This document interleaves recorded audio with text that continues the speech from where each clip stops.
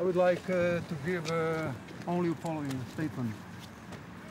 After consultation with the Milosevic family, I have officially insisted that the autopsy not be carried out in The Hague, but in Moscow.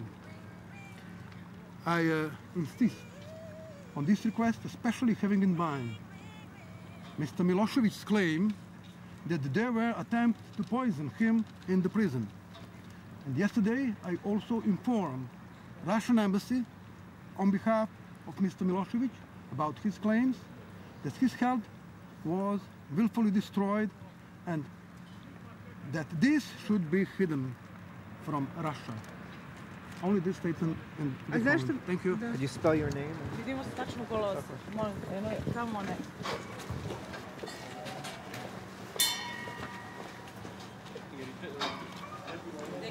Да.